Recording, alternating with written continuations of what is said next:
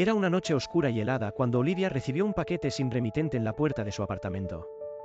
En el interior, envuelto con un cuidado casi reverencial, había un viejo diario de cuero con las iniciales AM grabadas en dorado.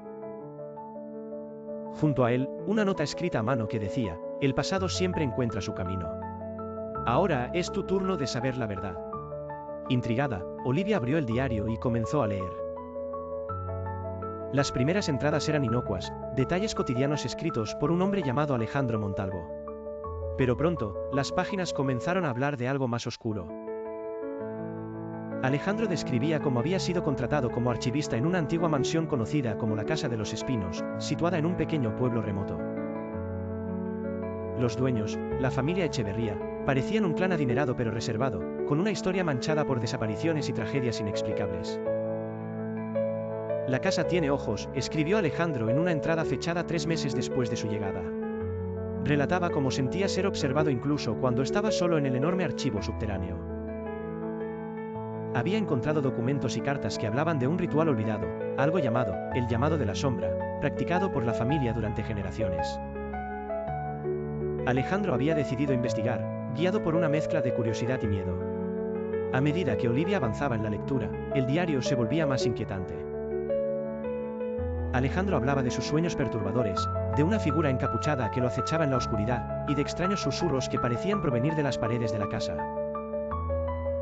Luego, en una de las últimas entradas, escribió sobre un día en que siguió un pasadizo oculto en el archivo. Lo llevó a una habitación circular con un espejo enorme en el centro.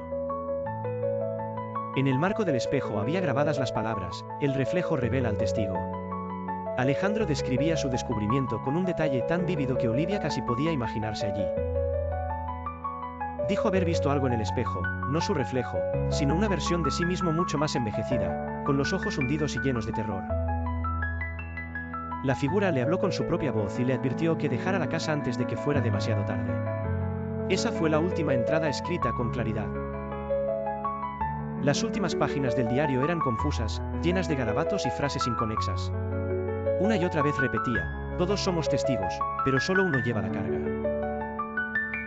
Olivia cerró el diario, sintiéndose atrapada entre la fascinación y el terror.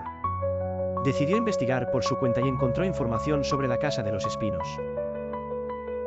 Según los archivos públicos, había sido demolida años atrás, pero nadie sabía qué había pasado con los Echeverría. El único registro oficial era un acta policial que mencionaba la desaparición de un empleado, Alejandro Montalvo. Una noche, incapaz de resistir la curiosidad, Olivia revisó el diario nuevamente. Esta vez notó algo que no había visto antes: entre las últimas páginas, había un pequeño sobresellado. Lo abrió y encontró una llave vieja junto con un mapa que llevaba a un terreno baldío en las afueras del pueblo donde alguna vez estuvo la casa. Contra toda lógica, Olivia decidió ir. Cuando llegó al lugar marcado en el mapa, encontró una trampilla oculta entre las malezas. La llave encajó perfectamente. Descendió por unas escaleras que llevaban a una habitación similar a la descrita en el diario, la habitación del espejo. Este seguía allí, intacto, y el aire estaba cargado de una energía densa y sofocante. Olivia se acercó al espejo, incapaz de apartar la mirada. Al principio, solo vio su reflejo. Pero entonces, lentamente, el cristal comenzó a oscurecerse y su imagen cambió. En el reflejo no estaba sola. Detrás de ella, una figura encapuchada se acercaba lentamente. Quiso girarse, pero su cuerpo no le respondió. El reflejo de la figura alargó una mano, tocó su hombro, y una voz resonó en su mente: "Ahora eres el último testigo".